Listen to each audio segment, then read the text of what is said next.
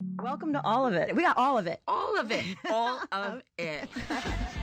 Our guest is Secretary Madeleine Albright, Bryan Cranston, Tank and the Bangas, Barry Jenkins, Celia Keenan-Bolger, Aaron Lee Carr, Esperanza Spalding, Gideon Glick, Helen Yoyemi, Fab Five Freddy, Benga Akanabe, Brene Brown, Tony Goldwyn, Tandy Newton, Jake Gyllenhaal. Welcome to all of it. Thank you so much for joining us. Hello. What a pleasure. Hi. This is so fun. I'll see you tomorrow. We're here every day, 12 to 2. Impromptu concert. I love it. I love it. I love it. I was there for the love of it.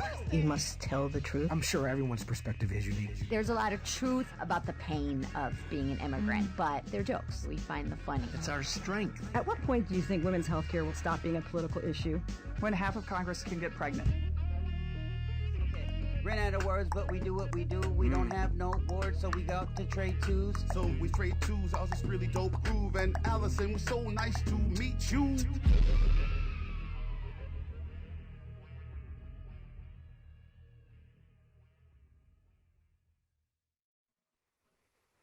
Hi, everybody. Welcome to our September Get Lit with All of It book club event. I'm Allison Stewart. I host WNYC show, Get Lit with All of It. No, it's All of It with Allison Stewart. That's the name of the show. I'm Allison Stewart. Weekdays, 12 to 2. If you're here, you probably listen to the show. If this is your first time joining us on book club, welcome. We are so happy to have you. Make sure you follow us on Instagram at All of It WNYC. That's where we host our book club discussions. When in between these virtual events, we have all sorts of polls and we all get together and we talk about the book. But the big events are these live events. We're so excited to be with you tonight, especially because this is the first anniversary of our book club. 1 year ago, we were live in the green space with Laura Littman for our very first Get Lit. Obviously, a lot has changed since then, but we've been so lucky with our partnership with the New York Public Library and with the Green Space that we've been able to continue to do these book clubs virtually, and it has grown and it has been great. We want to let you know, since we started virtually, more than 30,000 of you have streamed these events live. More than 50,000 of you have been able to get copies of our book through our monthly book through the public library. So we really hope that this has been a source of entertainment and community. We know it has been for us. We are so happy to have you aboard. So let's get to tonight. Tonight, our book is The Vanishing Half by Brit Bennett. We like to put our books in context. So we also are going to talk to Allison Hobbs, who's a professor from Stanford, who has written a history of passing. Those of you who read the book know what we're talking about. But let's now get to our author. You spent the month reading The Vanishing Half by Brit Bennett. In fact, 13,184 of you checked it out of the New York Public Library. It's a tale of sisterhood, identity, honesty, what it means to belong.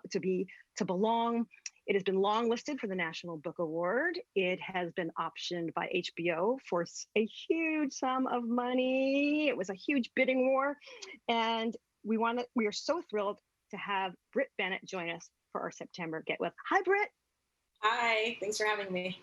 So, Brit, it's really interesting. We had you on the radio show on Publishing Day, which was in June, which was in the middle of it all. It was right in the thick of things, the pandemic and in the middle of the protests. First of all, what was that like for you? I mean, I remember our conversation was almost half about the protests and half about your book.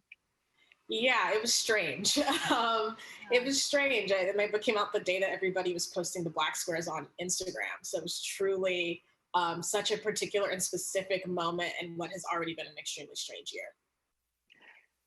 At what point over the course of these past few months did you realize that this book was having the impact it was having, that it was really breaking through and really touching people?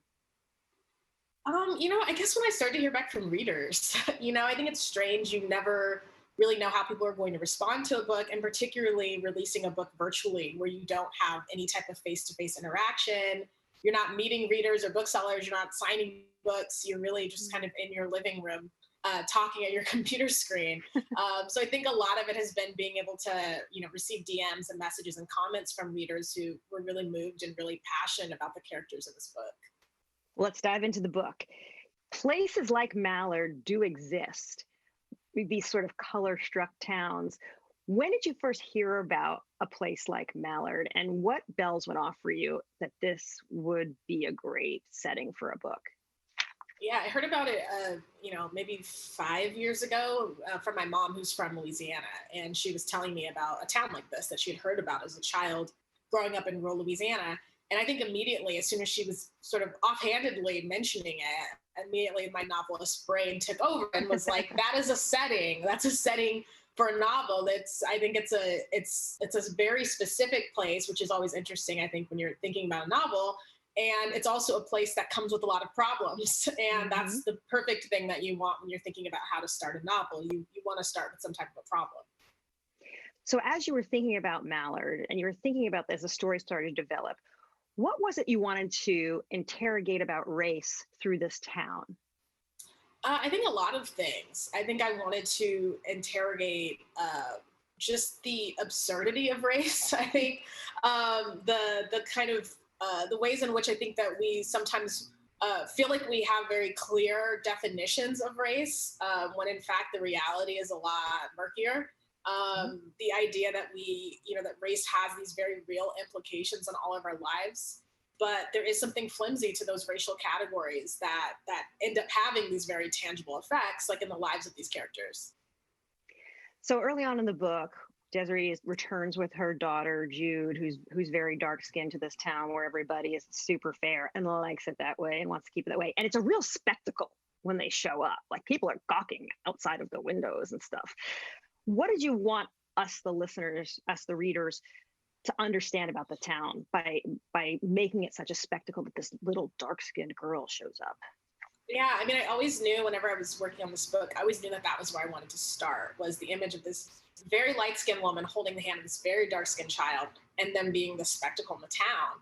I think that opening, it introduces you to the town. It introduces you to the values of this town. And you see how committed people are to those values, even though they don't make any sense and they're horrible values. So I wanted you to see the horror of that, I think, from the outside. And then eventually, as you get to know the characters and you get to see the implications of that type of ideology in the lives of these characters, both the characters who are light-skinned and the characters who are dark. So we have twins. Twins are fascinating anyway. Yes.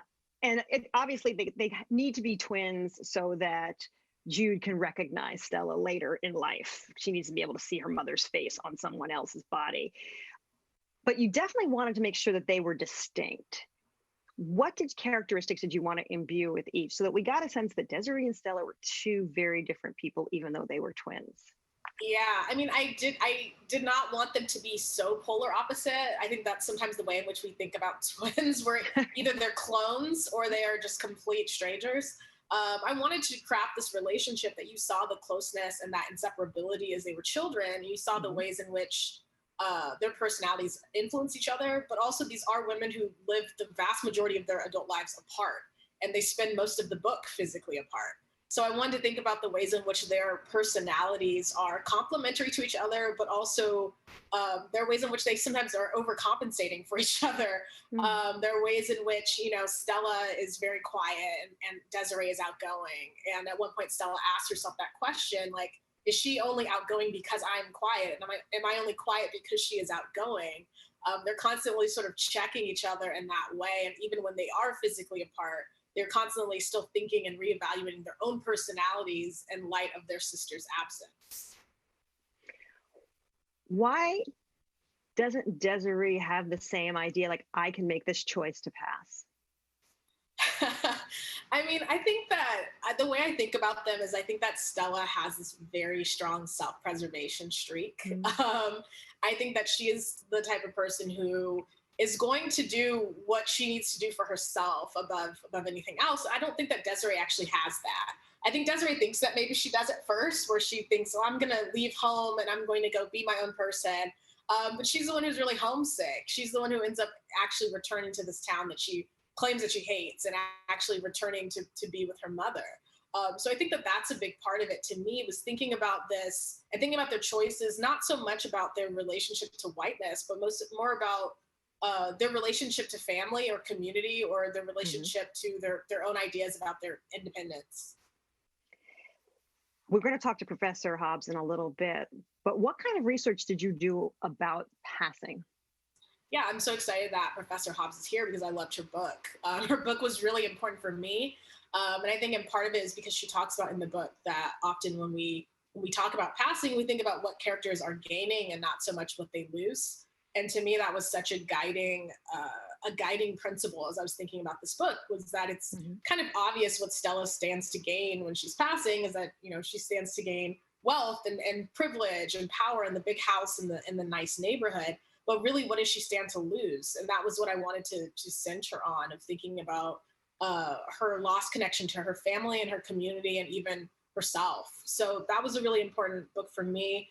And I also read this book called Playing Dead, which is about faking your death. And it ended up being, it ended up being a strangely applicable book because I started to think about passing as a type of death faking.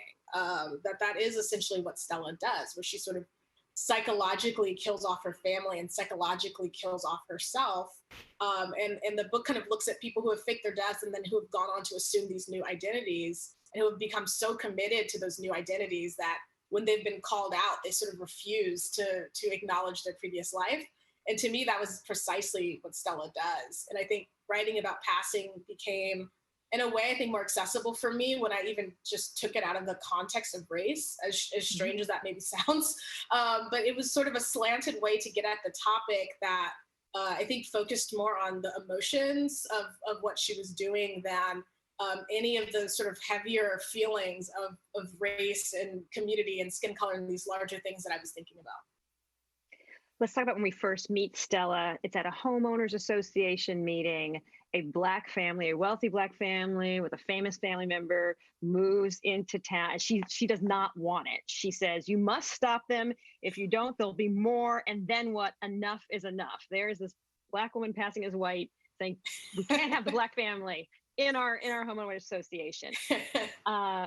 Is Stella scared that she's going to be found out, or has she really internalized the racism? I think both. I think initially there is the guiding fear that she's going to be discovered because, you know, not only does she feel that being close to any Black person, they will call her out, but also this is a Black family that is moving into the neighborhood directly across the street in the cul-de-sac. So there was so much closeness there that she's been trying to avoid Black people because she doesn't want to be discovered. So I think there's that fear, that very basic fear. But I think there's also a way in which she does internalize this racism, and also that is connected to her not wanting to be found out. So it becomes, I think, a sort of psychological cycle that she is reinforcing. And I think that she comes to believe that the more sort of outwardly racist she is, the more convincing she is as a white person, because that is the only way that she has ever experienced whiteness as a Black woman growing up in the rural South. You know, that to her is what whiteness is. That is that leveraging of that power of whiteness. And I think that as she begins to leverage it in ways that are also off-putting to the white people in her life, like she's not doing it right, like the way that she's trying to perform whiteness. It's not actually as convincing as she thinks it is. But to me, there was something about her being trapped in that loop of sort of becoming, you know, performing the actions that were so painful to her to protect herself. And then the more she's doing that, the more it requires her to perform those actions. She's kind of stuck in this really miserable sort of self-reinforcing loop. Yet she is drawn to Loretta. She is just, she can't help herself.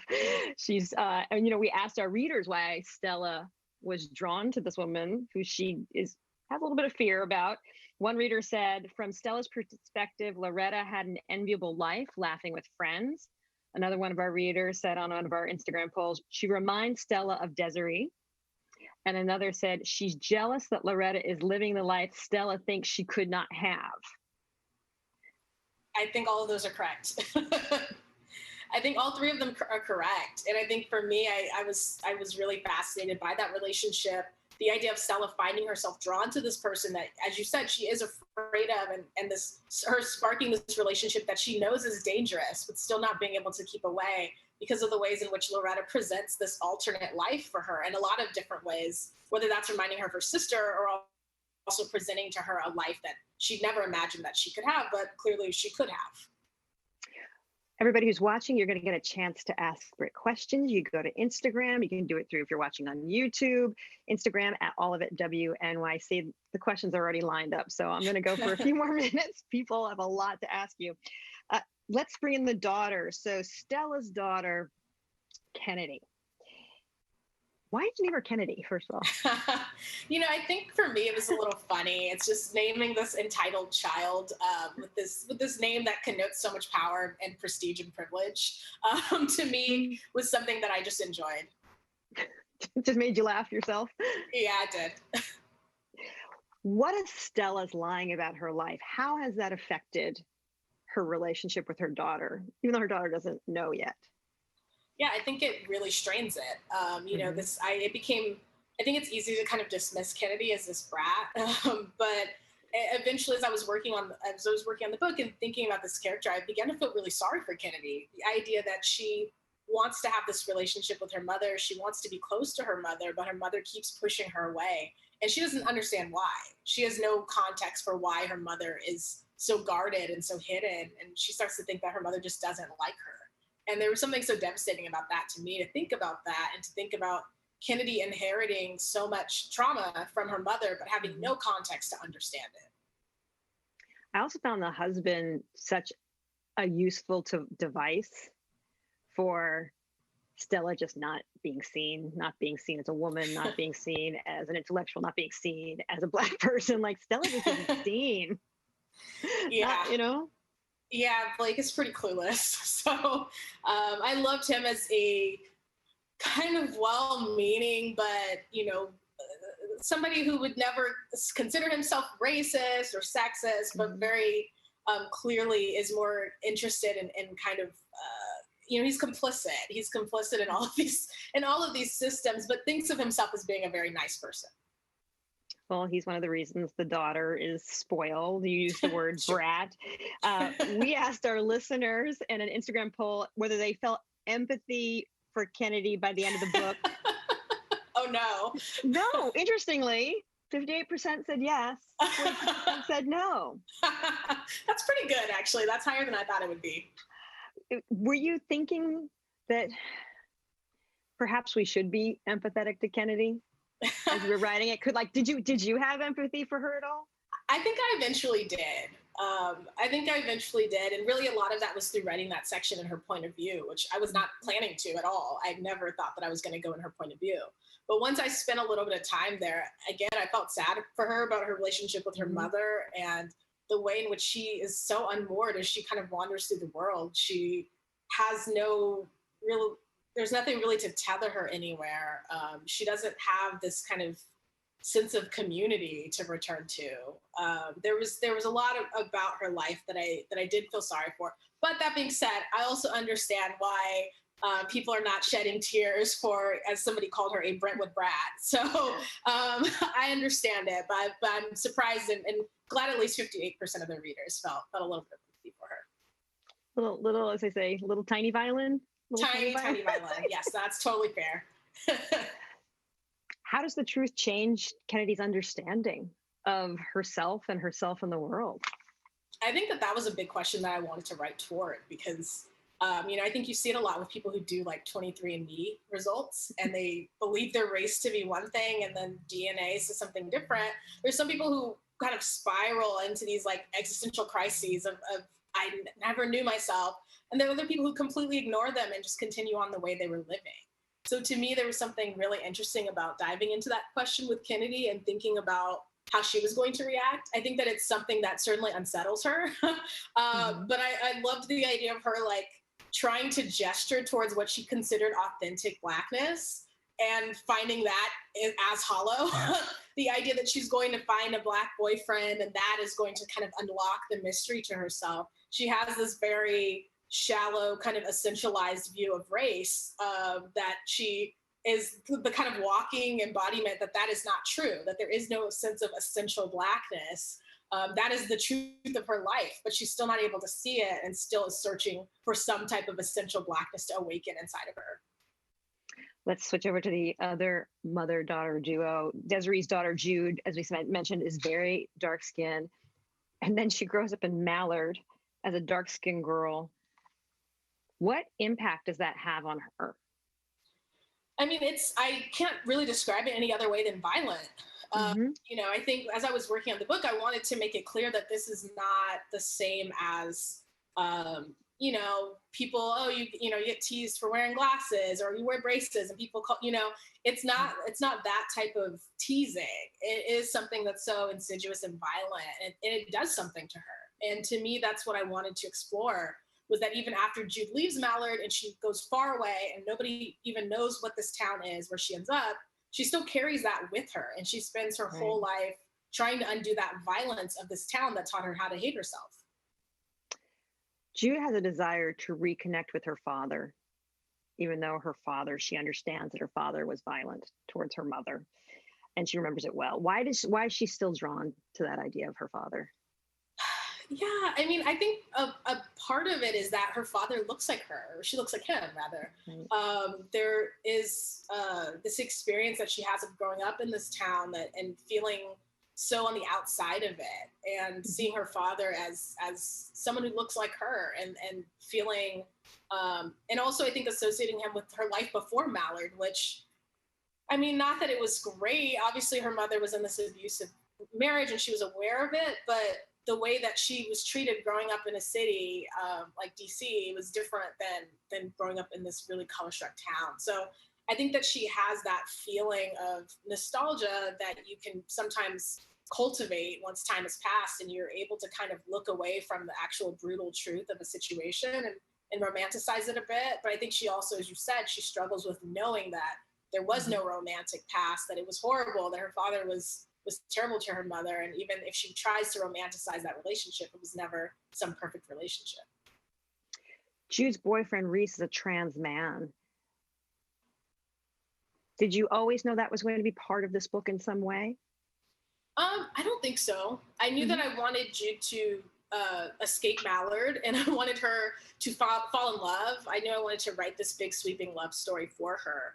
And when I started to think about her and Reese, who was a character I had been thinking about a lot kind of in the separate project, I really loved the idea of the two of them together. I thought that they both experienced these rough childhoods growing up in their various towns in the South and experiencing a lot of violence and shame surrounding their bodies. And I loved the idea of these two people finding each other in some completely separate place and having to do the hard work of being in a relationship and learning how to love somebody else and also how to allow them to love you.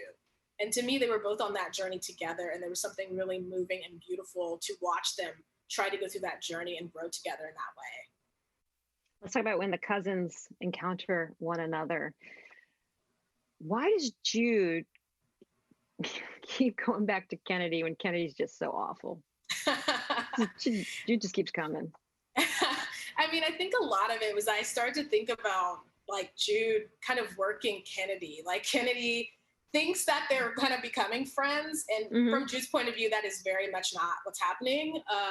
Jude is trying to get to Stella, and she believes that Kennedy is her only way that she can do that. So they meet in this strange circumstance that's manipulative. I think that it's not a balanced kind of relationship because Jude has all this information and Kennedy has none of it. You know, Kennedy just thinks Jude is a stranger.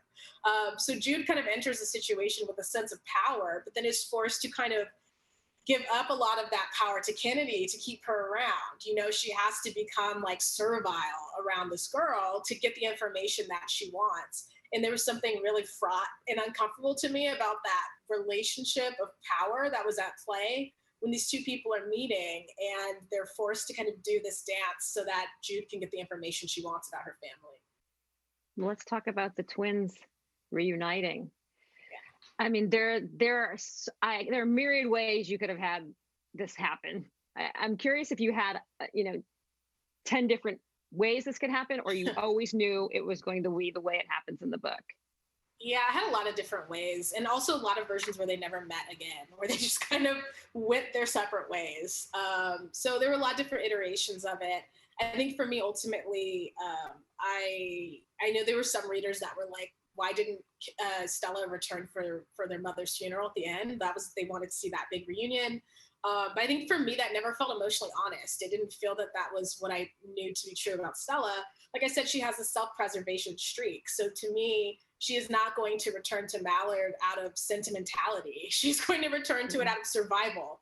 And in the moment in which she's returning, she's trying to protect this relationship she has with her daughter, which is such an important relationship. And part of the reason why she's kept up these lies, even though the lies are what has damaged her relationship with her daughter. So to me, this was the circumstance in which she returned to Mallard, which was out of desperation and out of survival. I know you've been engaging with a lot of book clubs. And because of this pandemic and us being in our various rooms and through computers, it's kind of an interesting thing. What is something that has come up repeatedly in these book clubs? Yeah, I think a lot. I think I've had a lot of questions about color and colorism, and thinking about this book. I've had a lot of questions about gender and thinking about this book. I think people have had really. I think what's been most surprising is that people have had really intense reactions. I don't know that I expected people to feel so emotionally invested in the world of this book, which is obviously an amazing thing. It's what you want when you're writing a book. But I think it's the intensity of people's reactions to these characters, how much they love or sometimes kind of hate them. I think that's been something that's been really surprising, but cool to see as I've gone and talked to people on Zoom. Ooh, has anybody who's passed reached out to you? No one who's passed, but I have had people reach out to me about family members. So I've received lots of emails and DMs about people's complicated family histories that I did not previously know. All right, let's go to our book club. I'll just give you some warm fuzzies to start with. Couldn't put it down. Absolutely loved it. That's V. Johnson. Donna Capella. Oh, I love the book. So heartbreaking. Janelle M. Brit, you're an amazing storyteller. Thank you for writing this book. Okay, let's get to some questions. Okay. Everybody deserves that in their day. Thank you. This is from Allison Quammy. Is Desiree preserving the legacy of family? I think in a way. I mean, I think both sisters are interested in their families and interested in protecting their families in different ways.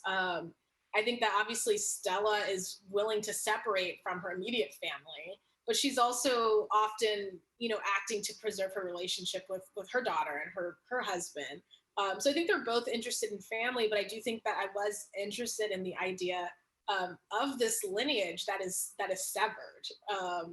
That speaks to, I think, the title in a lot of ways, that Stella's side of the family is this family that kind of is just fractured off from this family line. And that family lineage comes with a lot of pain. There's a lot of pain that has come through that family. But I think that Desiree is someone who's able to face that pain a little bit better. She's actually able to return to the site of that pain by returning to this town, where Stella is someone who wants to separate herself from that lineage and kind of create her own. Diana wants to know, did you always imagine the cousins' relationship carrying out as it did, or were there other options for their path?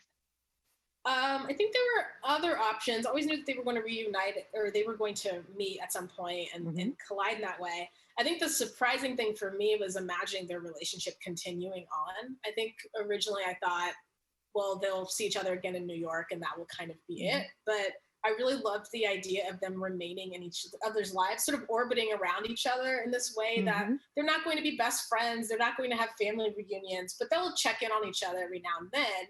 And to me, that felt actually real, and that felt kind of moving to me, even though it's not necessarily maybe a picture-perfect ending that you would want to see for that relationship. Gina wanted to know, how did you feel writing about Stella's relationship with her neighbors in Brentwood? I love that section. I had a lot of fun writing it. I think that Loretta is just fabulous, and she's such a fun character, so self-possessed and confident, and I just loved her being this woman who's not really an activist. She just wants to live in a nice house. She's not somebody who would probably even consider herself very political, and I loved the idea of Stella entering into this relationship that is so fraught, and every moment that you see them together, you're a little bit on edge. I love that type of relationship, and in spite of that tension, also there being some sweetness in that friendship. Like I enjoyed seeing Stella have at least a moment of friendship before she kind of returns to her very lonely, isolated world. This one, have there been any unexpected upsides to publishing a book during the pandemic? This is from Lily. I think, I don't know. I think that there is something nice about the Zoom events, that as much as I miss doing events in person, and I can't wait to be back in bookstores again, there's something nice that anyone can attend from anywhere. My first Zoom event was in my hometown bookstore, and a person who used to work with my dad and was telling a story about me when I was 5, showed up. And my 11th grade English teacher showed up. And it was just, I didn't know who was going to pop up on the screen to ask me a question. And there was something actually really sweet about that during this moment, to be able to connect with people and have people popping up from everywhere and being able to do these events throughout the world. There's something really nice about that increased accessibility to these cultural events, and I hope that that's something that continues after COVID. Did Loretta ever suspect that Stella was passing? I get this question a lot. And I kind of punt on it a little bit because I definitely wanted to play into that. I wanted to give you that feeling that Loretta might know. But also I wrote that section so close within Stella's point of view that uncertainty is, I think, a big part of what it feels like to be Stella. That Stella is constantly going through the world wondering, does this person know? Are they going to find me out? That paranoia that you feel and that uncertainty in Loretta's kind of demeanor, to me, that was something that I wanted you to feel because I think it recreates that experience of Stella's psychology. Oh, Loretta knew. Loretta knew. Come on now. All right, this is Shelley. Was Brit influenced to any degree by the passing novels Plum Bun by Jessie Fawcett or Caucasia by Danzy Senna? Yeah, I love Caucasia. I think really for me it was probably Nella Larson's passing more than anything, which was a book that I read when I was an undergrad at Stanford. And that was a book that was is so brilliant, but also I think speaks to the complexity of this idea of passing in a way that the novel passing narratives do. But I think Caucasia also does that in such a heartbreaking way, and obviously is a story about passing and sisterhood. And the moment in that book when those sisters get separated is just so devastating. There's I feel like there's a long canon of separated sisters literature, but that one in particular, I think is really heartbreaking. I think for me, as someone who has 2 sisters and treasures those relationships a lot. I want to ask you a couple questions about this idea that there was this huge bidding war for this book. It's very exciting, congratulations. And you're an executive producer on the project, which is important. And the casting has got to be, it's got to be right on. This is one of those, I'm kind of sad Meghan Markle's a Duchess now because she would have been great. A few people have thrown her name into the ring. I like that people are campaigning for Meghan Markle to be in this project, which is. I'm campaigning for Rashida Jones, personally. Okay, I love that. Her name has been thrown in the ring, too. Because if you look at her one way, she looks exactly like Peggy Lipton. And if you look at her the other way, she's exactly like Quincy Jones.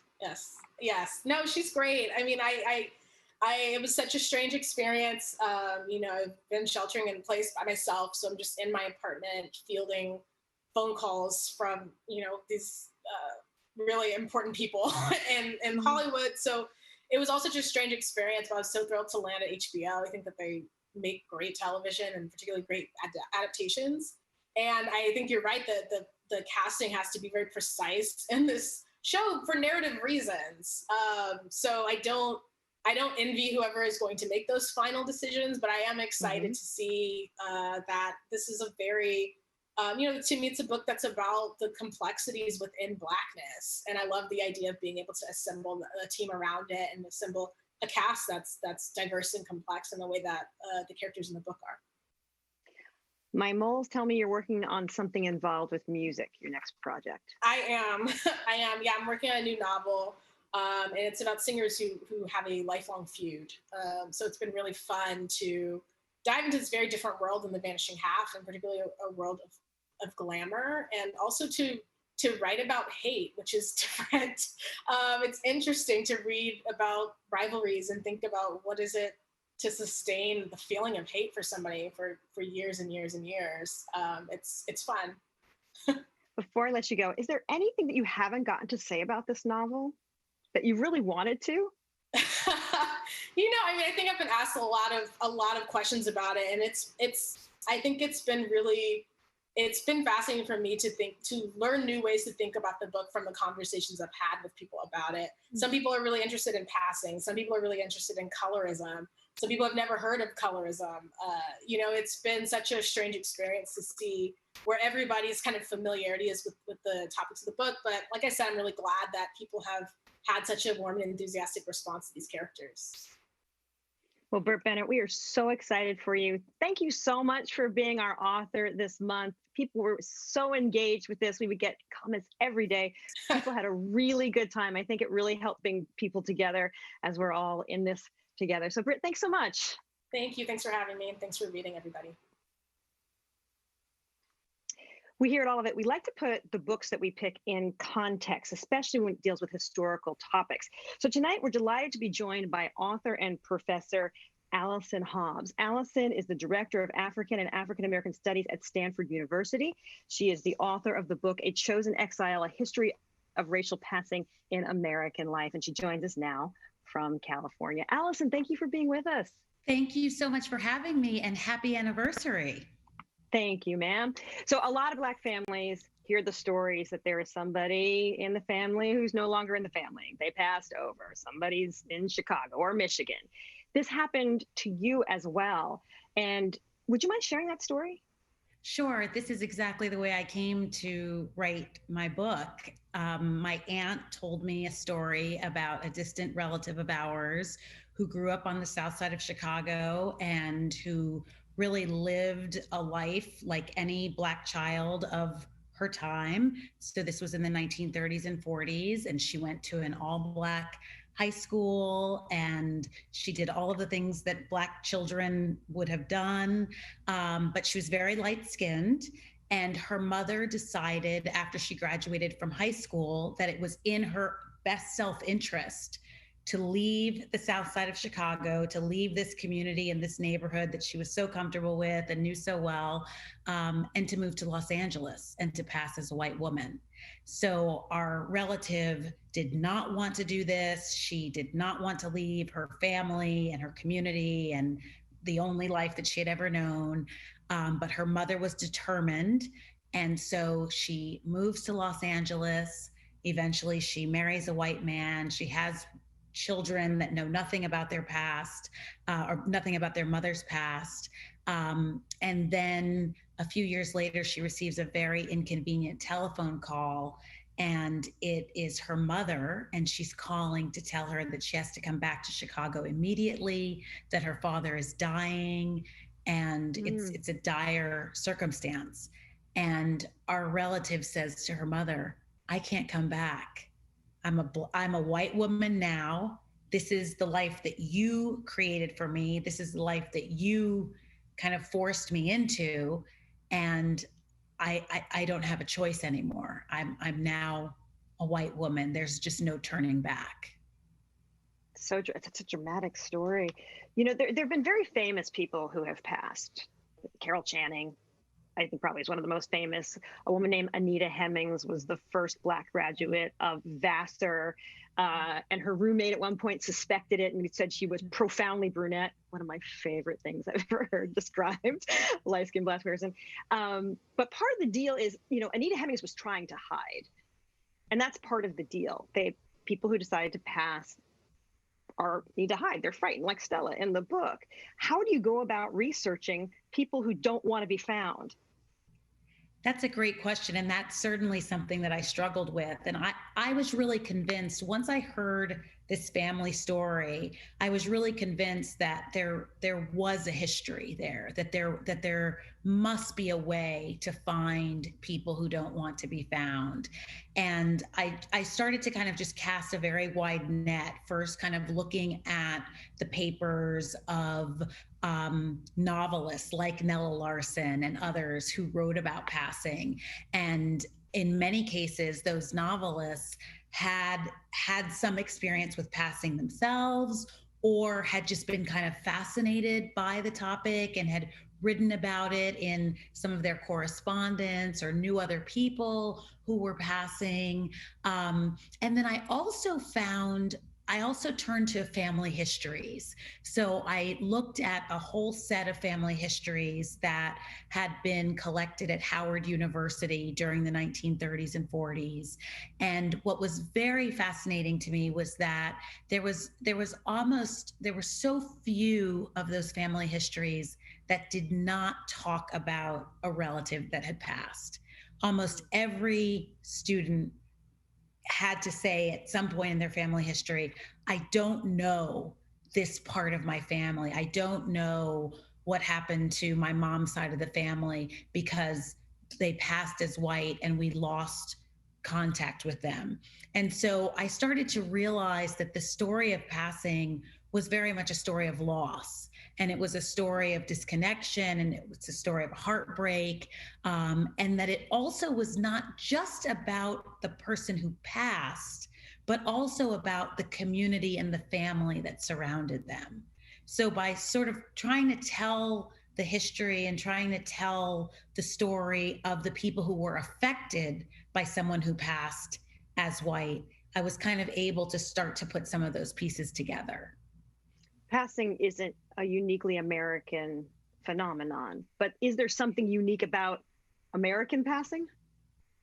I think there is. That's something that I'm really fascinated by, because certainly there are really interesting stories about passing in Brazil and in South Africa and in Cuba and other places that have somewhat similar kind of racial composition as the United States. But I think the United States is really unique in the fact that we've been such a kind of a racially polarized society. So in Brazil, for example, there are, hundreds of racial categories.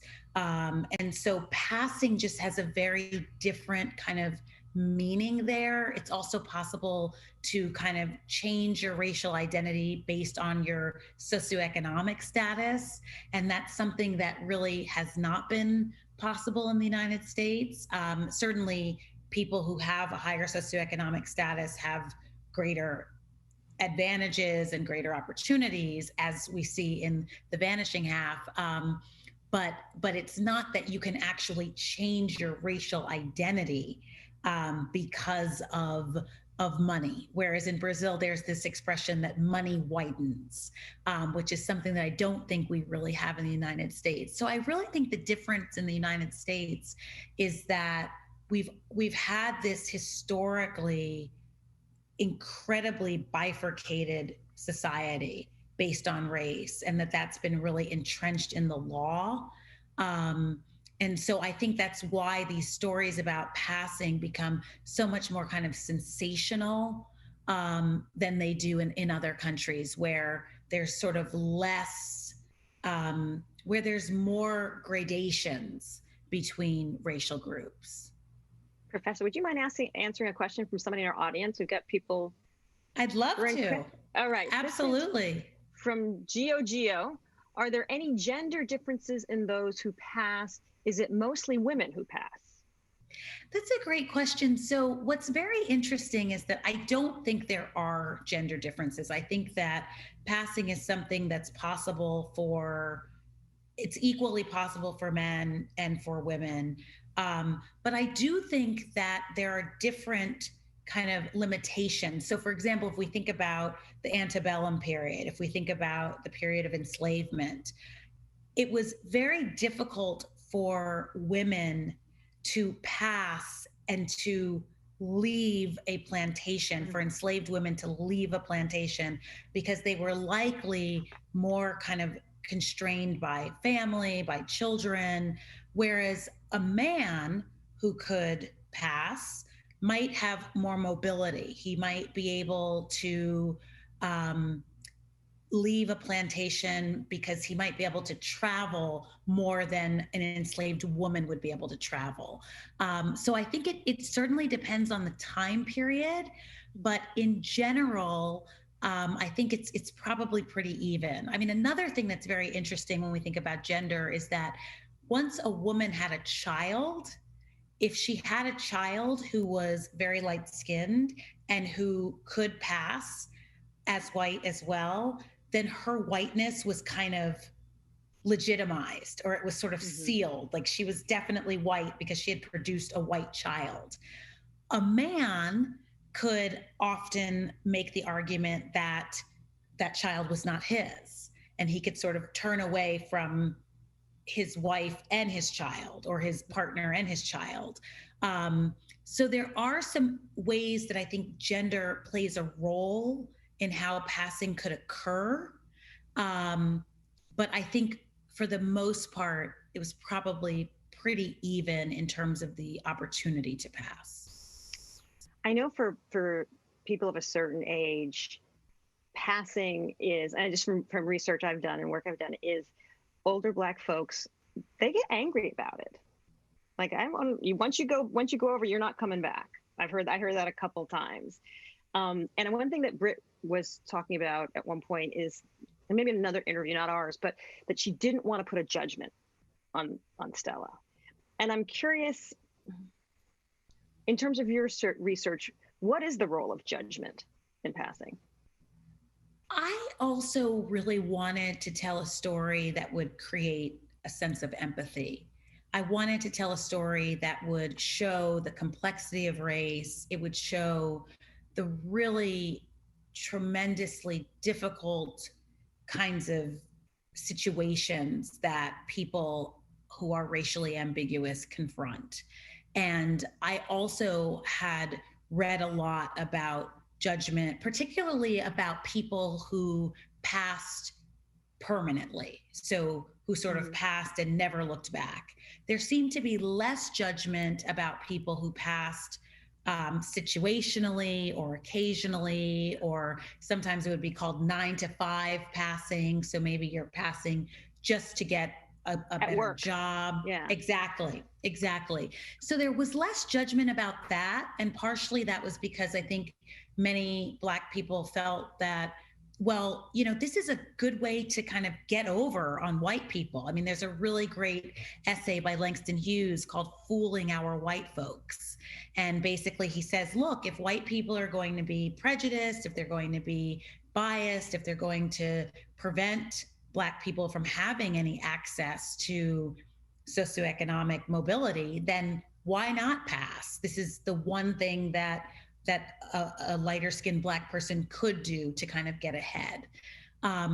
So I definitely understand that sense of judgment. And I think partially it's a feeling of being left behind and a feeling of loss and grief. But I also think that there's a really kind of, when you delve into the life stories of people who passed, there's a lot more complexity to their stories. There's a lot more that went into the choices that they made, the difficulty of those choices, which I think Brit explores so beautifully in The Vanishing Half. So I really wanted to try to tell a complex story, to tell a story that was kind of multifaceted and that really wrestled with all of these really knotty issues around race. Before I let you go, I have to ask you about these two they become sensational incidents of white women passing for Black. Rachel Dolezal, perhaps the most famous, but this recently a professor at the George Washington University, had been passing as Black for years. My question is just, what's that? It's really fascinating. I mean, when Rachel Dolezal's story came out, it was 2015, and I really felt some sympathy for her because it seemed like she was immediately maligned. It seemed like she was really attacked by the media, and but I think the thing is that there's such a long history of cultural appropriation And there's such a long history of white people sort of stealing aspects of Black culture and using it in a very opportunistic way. And I think that that is very troubling. So I sort of see Rachel Dolezal a little bit in a slightly different light than I see this more recent case. But I think that both cases do sort of show us the complexity of race. They show us the ways that racial categories are really complicated. And I think that if race didn't overdetermine so many aspects of our lives, if race wasn't a life and death matter, if it wasn't so deeply connected to police violence and to, I mean, what we're seeing now with disproportionate rates of COVID and, you know, health disparities and the racial wealth gap. And if race wasn't such a determining factor, a very unfairly determining factor in so many aspects of life, then I think maybe we could sort of look at these cases of passing and kind of learn something from them. But I think at this stage, there's just a way that I think they are too familiar in terms of the way we think about cultural appropriation and the kind of the dangers and the harm that comes from cultural appropriation. Allison Hobbs' book is called A Chosen Exile, A History of Racial Passing in American Life. Professor Hobbs, thank you so much for being with us. We really appreciate your time tonight. Thank you so much for inviting me. It's a real pleasure to be a part of this conversation. Thanks to Professor Allison Hobbs and our author, Brit Bennett, author of The Vanishing Half. And thank you for being with us tonight. We are going to announce our October book in just a minute, but I have a lot of people to say thank you to because I'm polite. Special thanks to our partners at the New York Public Library, Tony Marks, Andrew Medlar, and Brian Bannon for getting those e-copies to you each and every month. A huge shout out to the Green Space team, Jennifer, Sachi, Cam, Ricardo, and David, who help us put this together and make it look so great. And I want to say a special thanks to the Get Lit team, to producer Jordan Lauf, and to Get Lit music producer Simon Close, and to our bigwig Megan Ryan, who make this happen every month. And guys, when we get back together, I'm taking you all out to dinner. Happy anniversary, Get Lit team. All right, before we go, time to announce our Get Lit with All of It book club selection. This month, October, we are going to be reading one of 2020's most exciting debut novels, Luster by Raven Leilani. Luster follows the story of Edie, a young Black woman struggling to make ends meet in a rundown New York apartment. She wants to be an artist, but has taken a job in publishing to pay the bills, and she has a penchant for sleeping with older men, often older white men. After being fired from her job, Edie finds herself living in the home of her latest fling with his wife and their adopted Black daughter. The New York Times calls Luster, quote, so delicious that it feels illicit. We think you're going to love it. E-copies should be available this weekend. Go to wnyc.org/getlit to get yours. Follow us on Instagram to keep up with the discussions. We think there's going to be a lot of discussion with this one because it's for the grown-ups. That's what I'm going to say. Luster for the grown-ups. Grown-ups. It's spicy, everybody. All right. And then mark your calendars for October 28th. That's a Wednesday. We're going to do this all over again with Raven, and we will have a very exciting musical guest to be announced at a later date. Until then, happy reading. Stay safe. Follow us on Instagram at allofitwnyc. Wear a mask, and I'll see you on the radio.